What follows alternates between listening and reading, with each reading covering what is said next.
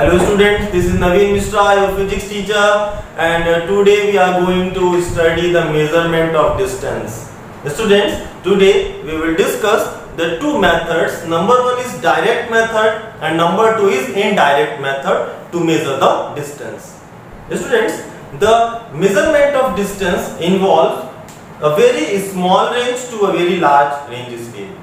For example, measurement of size of atoms, measurement of radius of electron, measurement of size of cells.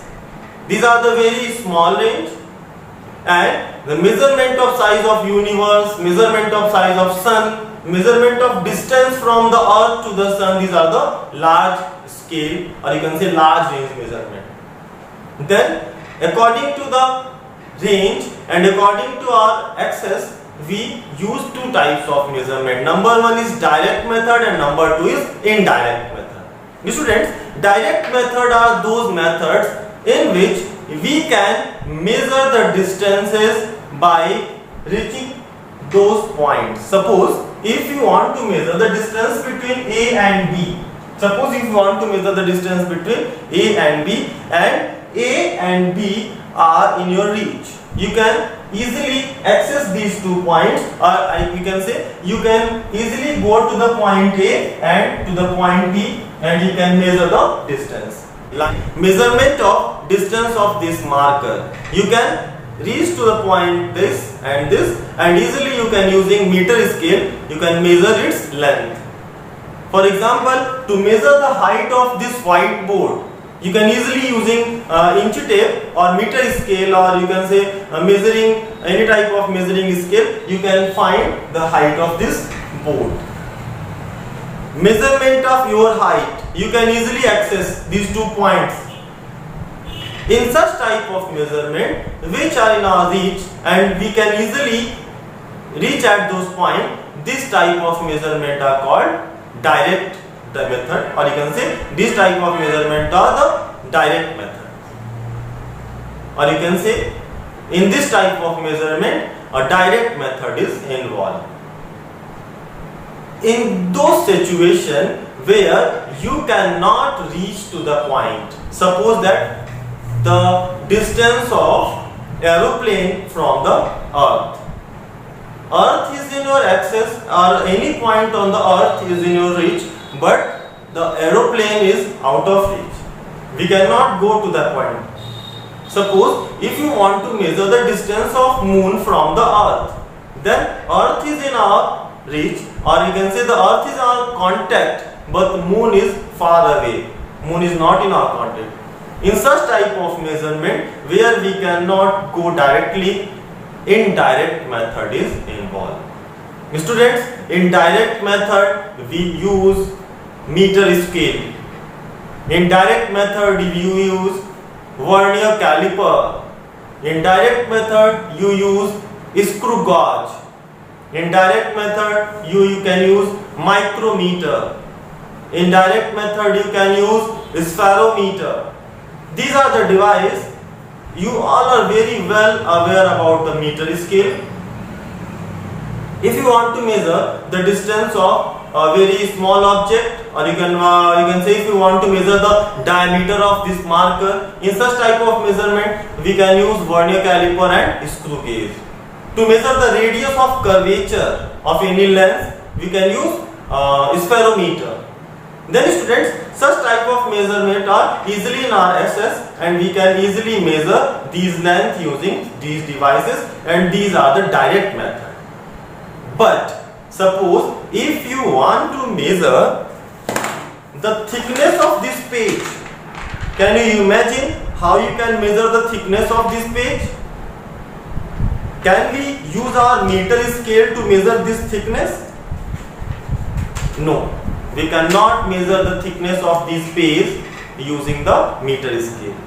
In such type of measurement where the calculation, or you can say where the measurement is beyond our reach, or you can say beyond our scale, indirect method will be. I am going to tell you that how you can measure the thickness of this page using indirect method. Suppose this is a book and you want to measure thickness of one page. Very easy. First, measure the complete thickness. Is it possible that using our scale we can measure the whole thickness of this book? Then measure the thickness of book. Suppose that the thickness of this book is 30 millimeter. Suppose the thickness of book is 30 millimeter. Now, next step, count the number of pages. In this book there are 1000 pages.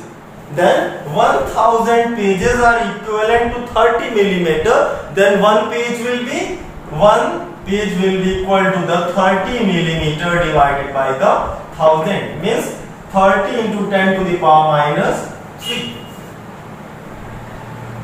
Means the thickness of one page is 30 into 10 to the power minus 3 millimeter.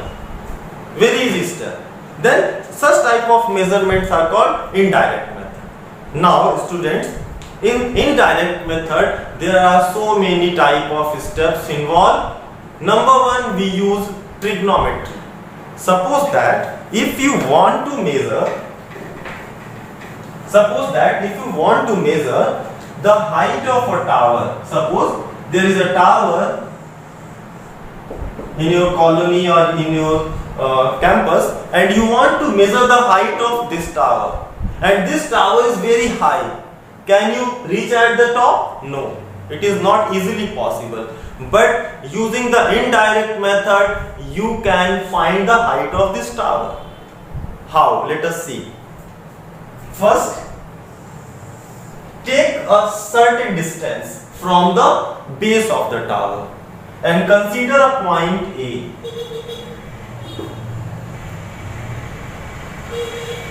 I said consider a point A which is at certain distance, suppose that at 100 meter from this tower.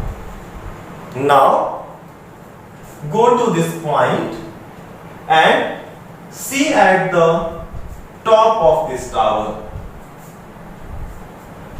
using microscope, and see at the top of this tower using telescope. There is a device named sextant. Sextant is a simple microscope which is used to measure the angle of elevation. You can set here the sextant device, that is a simple telescope, and adjust it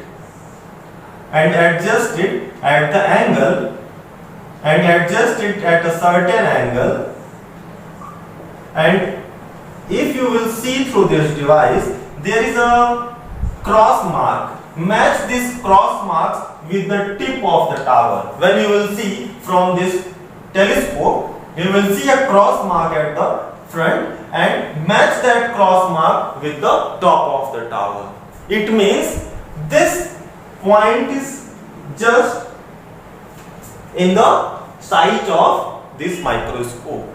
Now you can see, if you will consider an imaginary line, then it will go and touch that tower. Measure that angle. After measuring that angle, you can use the formula tan theta. Tan theta is equal to perpendicular upon base. Height of the tower is perpendicular and base is the 100 meter. And by putting this angle, you can find the value of h. Very easy. You can using here the device to measure the angle of elevation, that is the sextant. That is simple telescope, and that consists of protractor. At protractor, the angles are marked and you can measure the angle. Similarly, suppose student, if you want to measure the height of a hill, suppose if you want to measure the height of a hill, then how you can measure? Suppose this is a hill and you are not able to access that base. You are not able to measure the distance from the base. Suppose that there are so many hurdles are there in between. Then very simple step.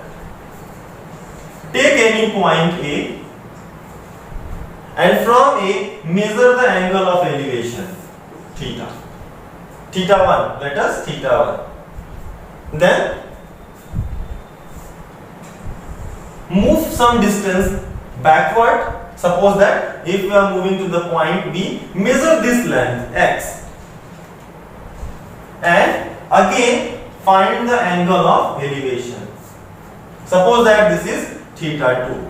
And students, now this diagram is a problem of your chapter trigonometry which you have studied in your class 10th. In that chapter, suppose this is the height of the tower, you can easily measure the height of that tower. Then this is an indirect method, by using we can measure the height of any tower. Now students, we are going to discuss a method that is parallax method. Parallax method is a very important method. Then the parallax method is a very important method, and using this method you can find out the very large distances. Suppose, yes students, this is our earth. Suppose this is our earth, and from the earth there is a planet or any type of object, you can say. Suppose that if there is any planet and we want to measure its distance from the earth. Very simple concept. Take a point A, and from